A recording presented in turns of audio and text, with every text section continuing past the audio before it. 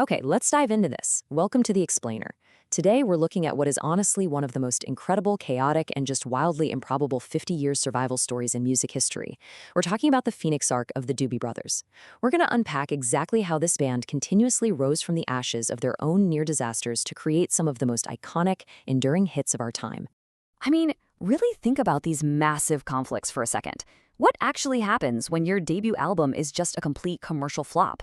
Or what happens when your lead singer, and primary songwriter, by the way, gets critically ill right in the middle of a tour? And maybe craziest of all, what happens when your producer is literally ready to throw the master tape of your future biggest hit straight into the garbage? For most bands, yeah, any one of these is a total death sentence. But we're framing this explainer around how these exact terrifying near disasters birthed some of the absolute greatest music of the 20th century. So, if we trace this journey chronologically, it reveals this jarring, stark contrast. You've got their 1970 origins playing in literal biker bars for the Hells Angels, which eventually evolves into their 1972 radio breakthrough. Then, boom, a massive pivot in 1975 when Michael McDonald joins, completely shifting them to Grammy-winning pop dominance by 1979. And incredibly, they're still going. They've got a brand new album called Walk This Road dropping in June 2025. It is a wild ride, so let's start at the very beginning. Section 1. Survival by the Song. From the brink of obscurity to radio dominance. Okay, so it's 1972, and the Doobie Brothers are in a full-blown crisis. Their debut album completely failed to chart. Nothing. Warner Brothers, their label, is incredibly apprehensive about giving them a dime to tour. So what are they doing to survive? They're playing impromptu gigs at this place called the Chateau Liberté, which is this notorious biker bar deep in the Santa Cruz Mountains, literally playing for the Hells Angels. The stakes here could not be higher. The label decides, okay, we'll take one final gamble on your second album to lose Street. But if it fails, they're dropped, back to the biker bars permanently. But then, this happens. 879 million. That's the massive Spotify stream count right now for the song Listen to the Music. Written by frontman Tom Johnston, this feel-good, utopian rock anthem literally saved their career overnight. I mean, it broke through on the radio, captured this massive audience, and proved to the executives that, hey, they actually had undeniable crossover appeal. Just like that, one single song pulled them back from the absolute brink of obscurity. Section 2. The Twin Drum Illusion. Two drummers, one massive groove. And this brilliantly illustrates that once they had their footing, it wasn't just the songwriting that made them unique. It was the engine driving the songs, specifically their rhythm section. Twin drums, meaning two drummers playing at the exact same time. It's a really sweet and dangerous fantasy in rock music, you know? Usually, the reality is that while the sound gets thicker, the actual groove gets thinner. There's a massive inherent musical danger here. If you aren't perfectly synced up, you just get this muddy, cluttered sound with way too much information and zero momentum. But somehow, the Doobies made it work effortlessly. If you contrast this with another famous twin drum band, like the Allman Brothers, they used an explicit division of labor. You know, one drummer on the left, one on the right, creating these complex polyrhythms, a structure really based on two people doing complex things. But the Doobie Brothers did the exact opposite. Drummers John Hartman and Keith Knutson completely dissolved their roles. They didn't ask, hey, who's the lead, or who's taking the drum fills. They simply shared a single groove. They worked together to make simple things huge without making the listener consciously aware of all that complex structure underneath. We can also contrast them with the Grateful Dead. The Dead's twin drums were all about the aesthetics of danger, expanding improvisation, constantly playing on the verge of the groove, just totally collapsing. The Doobies, on the other hand, used their twin drums to mass-produce these stable, rock-solid, everyday grooves. And honestly, this is why Hartman and Knudsen were the exception among exceptions in rock history. They delivered this extraordinary naturalness that just powered the band forward. Let's move to and see how this builds. Section 3. A radical sonic shift. A new frontman saves the day again. So, just as they perfect this massive rock groove, disaster strikes again in 1975, forcing the band into a completely new direction just to survive.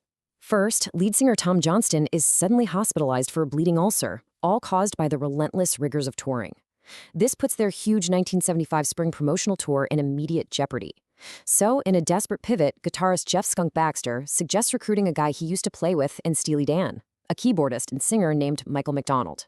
They bring him in as a total emergency replacement, literally just to get through the tour. But Michael McDonald didn't just fill in. He completely took over the band's sonic identity. He brought in this radical shift from their leather-clad biker bar rock sound to what we now call yacht rock. We're talking polished, soft rock, blue-eyed soul, syncopated rhythms, and really prominent keyboards. They traded their heavy electric guitars for synthesizers and these sophisticated jazz-inflected melodies. It was a massive gamble, for sure, but it perfectly timed a cultural genre shift in the late 70s, and it elevated their popularity to astronomical new heights. And McDonald completely understands the wild cultural ride the band went on. Years later, he gave this hilarious quote to his son, who's also a musician. He said, "Just remember, when your music becomes less relevant, your pathetic comic value may be of some importance." He was referring to the band being parodied in things like the Yacht Rock YouTube series or the movie The 40-Year-Old Virgin. It just shows this brilliant self-awareness about how a band's cultural relevance shifts over the decades and how you really just have to roll with the punches. Section 4, Studio Madness and Magic, splicing together a masterpiece. Okay, so by the late 70s, the band is highly successful with McDonald, but creating their absolute biggest hit was yet another massive wall they had to violently push through. The song is What a Fool Believes. Co-written by McDonald and Kenny Loggins, this track was an absolute enigma in the studio. They tried desperately to get a version they liked, and everyone was getting so frustrated. The band tried playing it every which way. It actually got so bad that their producer, Ted Templeman, walked out of the control room and jumped on a drum kit to play alongside their drummer, literally just trying to find a groove. I mean, 35. That is how many boxes of recorded tape takes they had stacked up to the ceiling in the recording booth. Templeman finally looked at this mountain of tape and basically said, "Okay, this is crazy. Let's stop right here, because I know we've got to take somewhere in that pile." He then walked into the booth and physically started cutting the master tapes with a razor blade. He was splicing different individual sections together right there on the spot. And remember, in those days, if you cut the tape, that was it. You were going for broke. Now, what's really interesting here is that after physically taping this Frankenstein of a song together, Templeman took it to the old pros and hitmakers at Warner Brothers and actually said to them, "This thing is a piece of crap, but I'll play it for you anyway." He was quite literally ready to throw the tape in the trash. But the executives looked at him and said, "Are you crazy? That's great." And they were right. What a Fool Believes hit #1 on the charts in 1979. It completely captured the public's imagination and went on to win both Song of the Year and Record of the Year at the Grammys. That spliced together piece of crap that almost ended up in the garbage, yeah, it became their crowning multi-platinum achievement. Section 5, 5 Decades of Harmony, the Doobies' ultimate legacy. So let's bring this narrative right up to the present day to reflect on the overarching lessons from this incredibly chaotic journey. So the crucial point is this. The Doobie Brothers didn't survive 50-plus years because they had some smooth, easy ride. They survived multiple breakups, the loss of their original frontman to illness, tragic deaths of band members, and massive, sweeping shifts in popular music genres.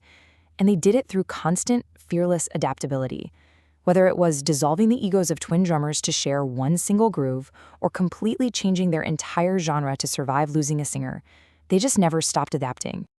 And you know what? That Phoenix arc is still going strong today. They were rightfully inducted into the Rock and Roll Hall of Fame in 2020. But instead of just resting on their legacy, Michael McDonald and Tom Johnston are both back in the fold. They're touring and they're releasing a brand new original album, Walk This Road, in June 2025. They literally just keep pushing forward. Which leaves us with this final thought for you to take away. By constantly adapting, by physically splicing their broken pieces together, and by risking absolutely everything on complete unknowns, the Doobies survived for over half a century. So look at your own life for a second. When the original plan completely flops, what make-or-break moment of adaptability will end up defining your legacy? Definitely something to think about.